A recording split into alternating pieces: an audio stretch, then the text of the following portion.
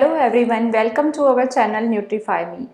आज world heart day है। आज का टॉपिक है हेल्दी हार्ट के लिए कि आप अपना हार्ट कैसे हेल्दी रख सकते हैं। कोलेस्ट्रॉल क्या होता है, कोलेस्ट्रॉल में एग्स खाने चाहिए या नहीं खाने चाहिए, घी लेना चाहिए या नहीं लेना चाहिए, कौन सा ऑयल यूज़ करना चाहिए जो आपके हार्ट के लिए हेल्दी है। ये सारी टॉपिक्स मैं इसमें कवर करने वाली हूँ।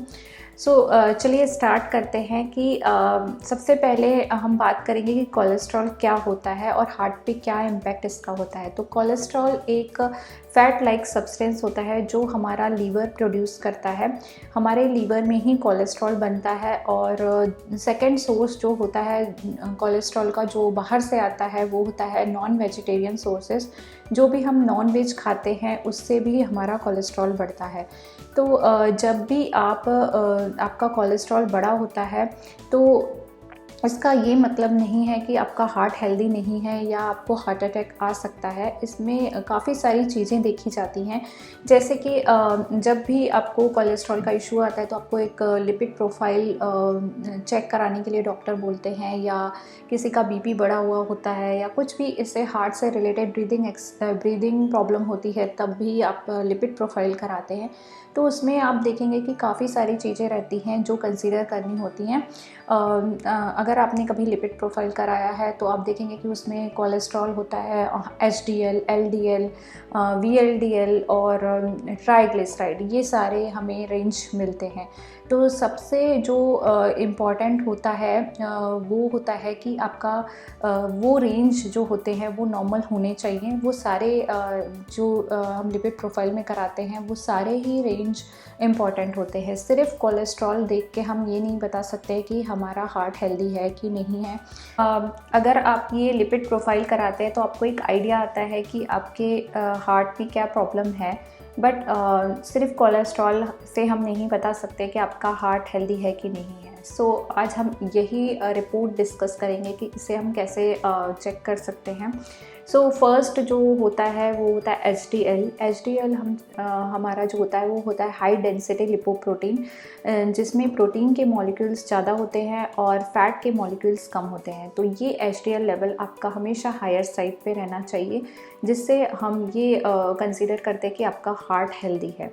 ये जब कम होने लगता है, एचडीएल लेवल कम होने लगता है तब और एलडीएल जो कि लो डेंसिटी लिपोप्रोटीन है उसे भी हमें देखना होता है कि वो किस रेंज में है। तो एलडीएल जो है वो लो डेंसिटी लिपोप्रोटीन है, जिसका रेंज अगर ज़्यादा हुआ तो आपके हार्ट के लिए थोड़ा सा वार्निंग साइन होती है।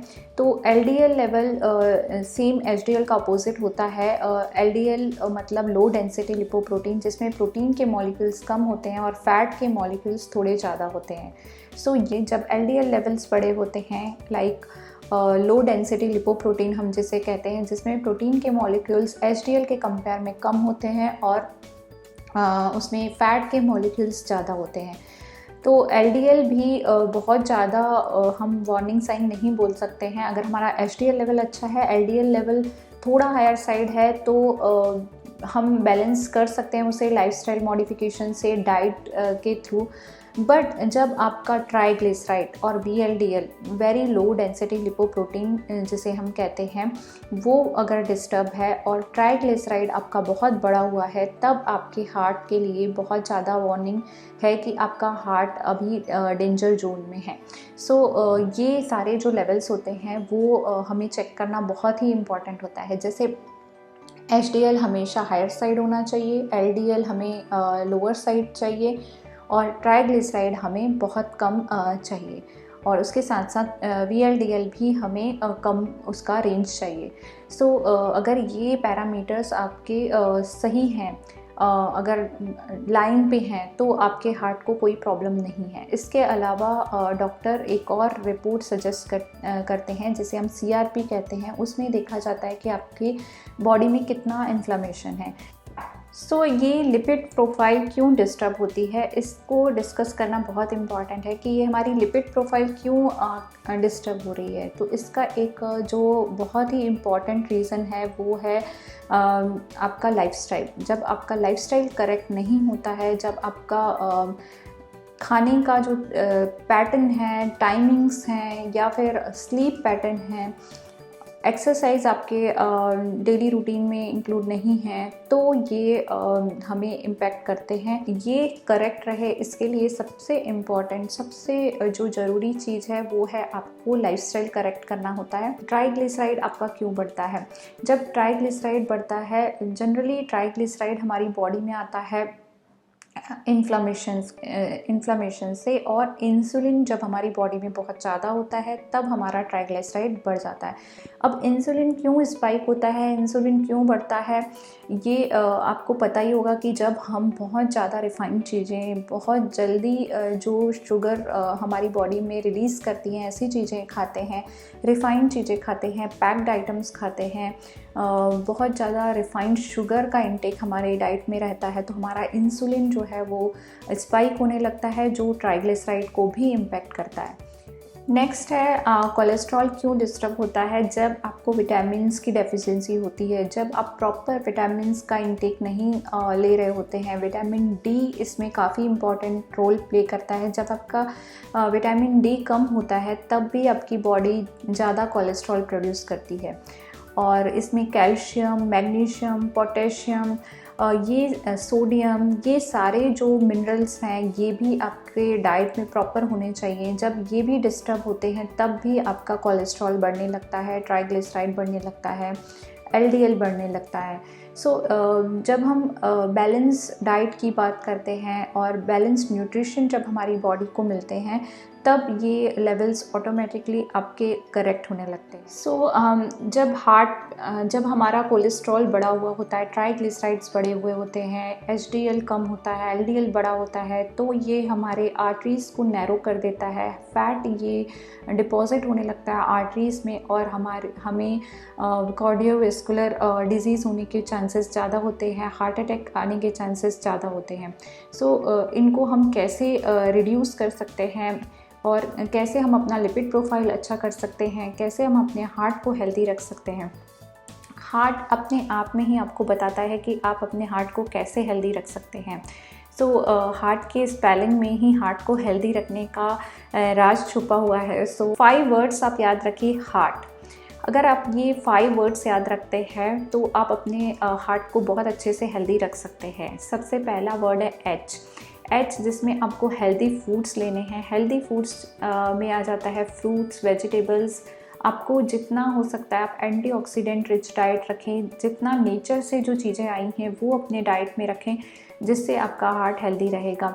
जितना हो सकता है आप कलरफुल फ्रूट्स, वेजिटेबल्स अपने डाइट में रखें, होल ग्रेन्स अपने डाइट में रखेंगे, रिफाइंड चीज़ों को एक्सक्लूड करेंगे, तो आपका जो कोलेस्ट्रॉल लेवल है वो कम होने लगता है।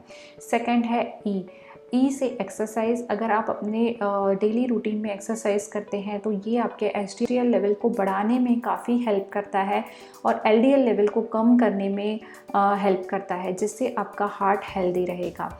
एक्सरसाइज के तो बहुत सारे बेनिफिट हैं। ये हार्ट को तो हेल्दी रखता ही है और आपके जो बॉडी में एक्सेस फैट है वो भी बर्न करता है। 24 आवर्स चलता ही रहता है, तो आप हार्ट के लिए 1 आवर जॉग या रन तो कर ही सकते हैं। अपने डेली रूटीन में एक्सरसाइज को ज़रूर इंक्लूड कीजिए। थर्ड वर्ड है ए से आपको स्ट्रेस अवॉइड करना है। Avoid stress. अगर आप अपने लाइफस्टाइल से स्ट्रेस को निकाल देते हैं, अपने लाइफस्टाइल से स्ट्रेस को कम कर देते हैं, तो ऑटोमेटिकली आपका जो ये लेवल्स हैं वो करेक्ट होने लगते हैं। और स्ट्रेस जितना हो सके आप स्ट्रेस कम लीजिए। बातों को शेयर कीजिए। बातें जितनी आप शेयर करते हैं, जितना आप बात करते हैं, उतना आपके हार्ट पे लोड कम पड़ता है।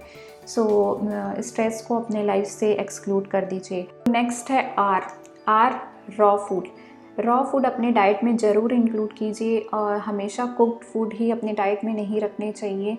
रॉ फूड्स का भी जिससे हमारा फाइबर इंटेक बढ़ता है, जिससे हमारी गट हेल्थ अच्छी रहती है। जितना आपकी गट हेल्थ अच्छी रहेगी उतना विटामिन एब्जॉर्ब अच्छे से होंगे, उतना आपके हार्ट को न्यूट्रिशन मिलेगा और आपका हार्ट हेल्दी रहेगा। ये कनेक्टेड है सारी चीज़ें। इनको आप ध्यान दीजिए कि आपका गट हेल्थ भी अच्छा है क्या, अपने डाइट में रॉ फूड्स ज़रूर इंक्लूड कीजिए। रॉ फूड से आपको काफ़ी सारे विटामिन्स और मिनरल्स मिलते हैं और ये हार्ट के लिए काफ़ी अच्छे होते हैं। तो एटलीस्ट लंच और डिनर से पहले आप 1 कटोरी रॉ फूड का इंटेक ज़रूर अपने डाइट में रखें। नेक्स्ट है टी। ट्रांस फैट आपको अपने डाइट से निकालने होंगे। जितना ज़्यादा आप ट्रांस फैट यूज़ करेंगे, मतलब ट्रांस फैट का इंटेक रखेंगे, like fried foods, packed foods और जो भी सॉसेस आते हैं या फिर बिस्किट्स हैं, बेकरी आइटम्स हैं, पैक्ड आइटम्स हैं, जो भी फैक्ट्री से आता है उनमें ट्रांस फैट्स काफ़ी ज़्यादा होते हैं। ये ट्रांस फैट्स आपको डाइट से एक्सक्लूड करने हैं। तो ये अगर आप हार्ट में देखेंगे तो हार्ट में ही आपको सॉल्यूशन मिल रहा है कि आपको हार्ट को कैसे हेल्दी रखना है।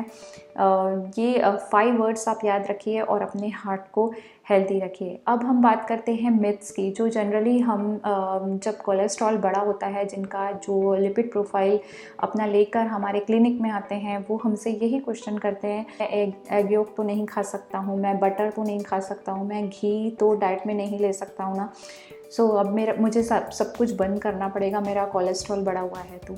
बट ये बहुत बड़ी मिथ है कि अगर आपका कोलेस्ट्रॉल बढ़ा हुआ है तो आप एग योक नहीं खा सकते हैं। आप डेफिनेटली एग योक खा सकते हैं। मॉडरेशन इज़ द की। आपको बहुत ज़्यादा एग योक नहीं लेना है।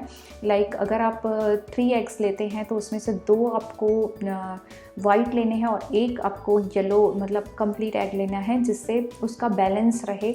सो एग योक में काफ़ी सारे विटामिन्स होते हैं, उसमें अच्छा B12 होता है जो हार्ट के लिए अच्छा रहता है। तो नेक्स्ट मिथ है कि अगर आपका कोलेस्ट्रॉल बढ़ा हुआ है तो आप घी नहीं ले सकते हैं। बट घी में बहुत सारे ऐसे फैटी एसिड्स होते हैं जो हार्ट के लिए अच्छे होते हैं और ओवरऑल हेल्थ के लिए अच्छे होते हैं। तो घी को मॉडरेशन में आप ले सकते हैं। घी को ओवरडो ना करें, बहुत ज़्यादा घी का इंटेक ना रखें या बहुत लेट नाइट उसका इंटेक ना हो। कम्प्लीटली अवॉइड नहीं करना है। अवॉइड करना है आपको ट्रांस फैट्स, जिसमें जो रिफाइंड फैट्स आते हैं, जो पैक्ड आइटम्स आते हैं, बेकरी आइटम्स आते हैं, जो प्रोसेस्ड फूड्स आते हैं, उनमें बहुत सारे ट्रांस फैट होते हैं, वो आपको अवॉइड करना बहुत ज़रूरी है। ना कि घी, घर का बना हुआ घी आपके लिए बहुत हेल्थ बेनिफिट देता है, सो उसे अवॉइड करना नहीं चाहिए। नेक्स्ट हमारा मिथ आता है कि हम नॉनवेज नहीं ले सकते हैं। सो आप नॉनवेज ले सकते हैं बट उसका quantity should be less, because cholesterol जो है वो जैसे कि मैंने बताया, एक तो लीवर में प्रोड्यूस होता है, दूसरा नॉन वेजिटेरियन फूड से आता है। और अगर आपका कोलेस्ट्रॉल ऑलरेडी बढ़ा हुआ है और आप नॉनवेज फूड का भी इंटेक रखते हैं तो वो आपके लिए हार्मफुल हो सकता है। सो नॉनवेज में आप फ़िश, जो कि ओमेगा 3 फैटी एसिड्स रिच होती है, तो वो आप इंक्लूड कर सकते हैं। लीन चिकन वगैरह आप इंक्लूड कर सकते हैं, बट उसका क्वांटिटी भी काफ़ी कम होना चाहिए। और बहुत ज़्यादा फ्राइड नॉन वेजिटेरियन फूड या बहुत प्रोसेस्ड फूड नॉन वेज में जो होते हैं वो आपको कम्प्लीटली अवॉइड करने हैं। नेक्स्ट जो क्वेश्चन आता है कि अगर हमारा कोलेस्ट्रॉल बढ़ा हुआ है तो हम ऑयल कौन सा यूज़ करें। ऑयल का बहुत ज़्यादा इम्पॉर्टेंट रोल कोलेस्ट्रॉल में होता है। बट ऑयल आपको अपने रीजन के अकॉर्डिंग, आपके जो रीजन में अवेलेबल है वो ऑयल आपको यूज़ करना चाहिए और ऑयल फिल्टर्ड फॉर्म में आपको यूज़ करना चाहिए। ऑयल को आपको एवरी 3 to 6 मंथ में चेंज करते रहना चाहिए, या रेगुलर जो आप फूड बनाते हैं वो भी आप, जैसे आपने लंच अगर मस्टर्ड ऑयल में बनाया तो डिनर में आप अपना ऑलिव ऑयल यूज़ कर सकते हैं। ऑयल का यूज़ जो है वो आपको लिमिटेड क्वांटिटी में करना है। आप कोई भी ऑयल यूज़ कीजिए, उसे बहुत ही कम आपको उसका कम क्वांटिटी रखना है, चाहे वो ऑलिव ऑयल हो या फिर आपका कोई भी मस्टर्ड ऑयल हो, कोकोनट ऑयल हो। तो इसका एक बैलेंस होना चाहिए। और ये जो ऑयल होते हैं वो आपको लाइक ऐसा नहीं है कि अगर कोई ऑयल हेल्दी है तो हम उसका ज़्यादा इंटेक करें। So moderation is the key. Oil में आपको मॉडरेशन रखना है, आपके रीजन के अकॉर्डिंग ऑयल यूज़ करना है। और ऑयल को फिल्टर्ड फॉर्म में अगर आप लेंगे, जो आपको लोकली अवेलेबल होते हैं, वो ऑयल अगर आप यूज़ करेंगे तो आपके लिए अच्छा हेल्थ बेनिफिट होगा। ये था पूरा ऑल अबाउट कोलेस्ट्रॉल कि कोलेस्ट्रॉल को हम कैसे कंट्रोल कर सकते हैं। कोई ऐसे क्वेश्चंस हैं, अगर आप कोलेस्ट्रॉल अगर आपका बढ़ा हुआ है और आप अपने लिए कंप्लीट डाइट प्लान चाहते हैं, पर्सनलाइज्ड डाइट प्लान चाहते हैं, तो आप हमारा न्यूट्रीफाई मी ऐप डाउनलोड कर सकते हैं और अपॉइंटमेंट बुक कर सकते हैं। So thank you for watching.